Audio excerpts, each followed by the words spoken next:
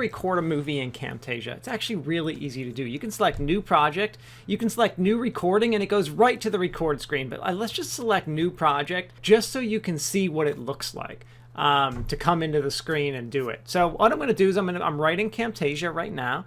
So what I'm going to do is I'm just going to show you how to set up a movie to record. Once you record the movie, it goes right onto the screen here. All right, so I'm going to press the record button. That's going to bring up some options. All right, so I can see on my screen I have option for full screen, custom. I can move around and select what size I want to record if I just want to record a window. Do I want my camera on and off, and what camera do I want to use? Do I want my audio on and off, and what audio would I like to use? And then when I'm ready, I just press record, and that's it. I've recorded a video. It'll go into Camtasia, and from there I can edit.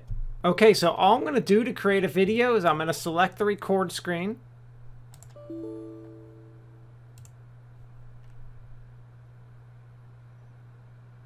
And what it's doing is it's popping up and it's recording what I'm doing. Now, I'm not actually doing anything. So it's recording, but it's recording an actual video of what I'm doing. If I were to open up, a folder, it'll show that. So when I'm ready to stop recording, it's really easy. All that I do is I press the escape key, or I go into my taskbar and pull up this little menu right here. It's gonna tell me how long it's been recording for. I can press delete and redo it. I can pause it and come back later, or I can press stop. Pressing stop automatically pulls it into Camtasia. As you can see, it's now into Camtasia, and I'm ready to start editing it. But it's all there. First thing I should do is save it, and I'm ready to start editing my video. I can scroll through and see that it recorded everything I did, and that's it. Thank you.